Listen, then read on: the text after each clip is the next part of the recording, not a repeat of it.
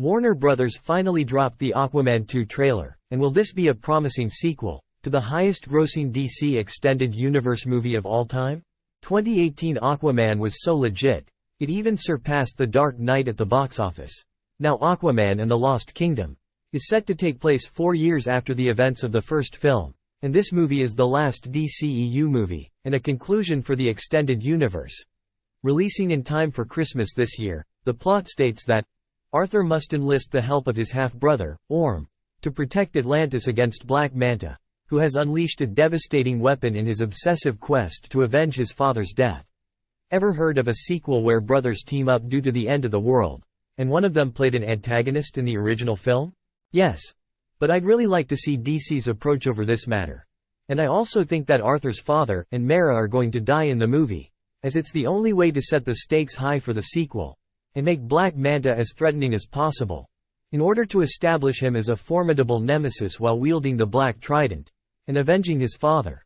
And there are a lot of interesting things I noticed, like this scene where we can see Arthur, probably training his dad, and the next shot reveals that Arthur is now a father, and has a baby. Then the scene cuts to the train-like transportation pods, the ones we've seen from the first movie, that seem to malfunction and leave the track. Then Arthur tries to stop it, similar to this scene from Spider-Man 2.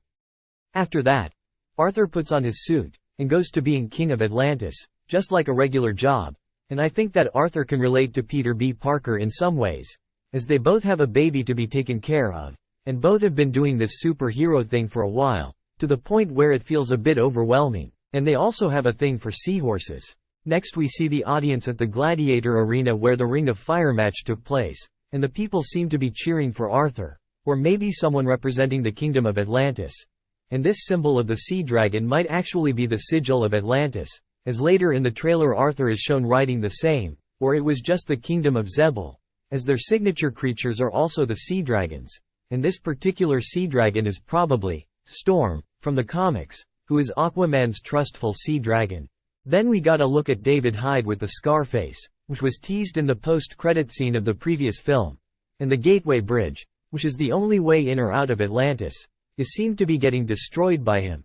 After that we got Black Manta doing the Black Adam throne pose, along with the Black Trident, which is very comic accurate. The shot next cuts to Queen Atlanta, riding a shark bike, which are being attacked by something. And these sharks were previously used to be controlled by reins around their neck. But now, due to the technological advancements in these 4 years, they added the flat bar handles, and equipped the sharks with the red armor speeder bike tech, for faster travel. Next we can see the Kingdom of Deserters, which lies under the Sahara, and which is where Arthur will be going, to seek his imprisoned, or captured brother's help, to save the planet from Black Manta. Initially Orm is shown to be weakened out due to the lack of water, then as soon as he comes into contact with it, he regains his powers and abilities, as every Atlantean's greatest weakness is the lack of water over long periods of time. And while Arthur is rescuing Orm, we get a glimpse of his stealth camouflage suit, for getting past these deserter guards.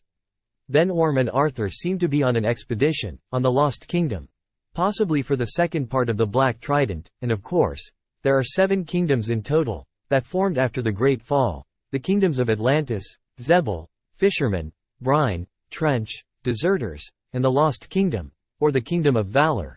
And the Black Trident is obviously of 2 parts, which was intact before King Atlan divided it into 2, from its wielder, and in this shot right here, we can see his hand still holding along with the trident, which might be a clever foreshadowing of Aquaman's hand getting slayed by Black Manta, as this specific sequence takes place in the comics, and I think that Black Manta's motive for eliminating Aquaman and his entire bloodline is to cause a global-wide meltdown of the polar ice caps, which will eventually lead to an increase in sea levels across the planet, thereby destructive outcomes on the surface world. Maybe it's some form of deal with the trident, where it will help Black Manta with his revenge through the dark magic, but in turn wants a global meltdown. And I think that the Lost Kingdom was probably lost under some sort of ice surface, as there are a lot of action sequences taking place on ice caps, or as the kingdom submerged along with the rest of the kingdoms. The 7th kingdom was under cold temperatures where everything around it turned to ice, so it's probably located on the north or south poles, possibly being Antarctica.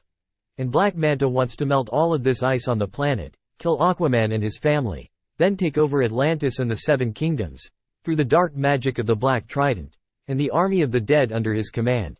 Later in the trailer, Orm is seen getting attacked by Black Manta's octopus mecha, which is going to play a vital role while battling Atlantis, and Black Manta is also seems to be gaining control over all of the dead beings throughout the ocean, similar to the Night King from Game of Thrones. And in this shot right here, while Arthur is getting attacked by the sonic blaster, we can see these green glowing rock formations in the background, indicating that it might be where the Black Trident is located, or the main energy source for its dark magic. Then we get the shot of Aquaman riding the sea dragon, Storm, and if we zoom in, we see that Orm is wielding a new trident, as his previous one got shattered. And this new trident also seems to be functioning as a laser cannon from the looks of it. And Storm is probably getting attacked by an octopus here, which might be an indication that Black Manta has acquired the ability to control the octopi as well, as this sequence took place in the comics. After that we get the final shot of the original wielder of the Black Trident, whose hand was severed by King Atlan, and how the dark magic acts and affects over its possessor. Overall, I believe that this movie will revolve around the primary plot of the threat of a global meltdown, caused by Black Manta, and how Orm and Arthur are going to stop it, and this tower sort of thing may be the main source for commencing the global meltdown, which is why it is shown getting destroyed later in the trailer. That will be the trailer breakdown, and Willem Dafoe will not be returning as Volko, due to his schedule with other movies. And Amber Heard seems to be having some screen time in the film where it's highly likely that they will kill her character. Good riddance. And there are also some rumors going on with Warner Brothers, that they have zero expectations on this film, and are not going to market it well. So I have no idea how accurate this info is, but I think that we will be at least getting a promising sequel, that may not top the original film, but is definitely worth a watch. Thanks for watching, and let me know your thoughts in the comments.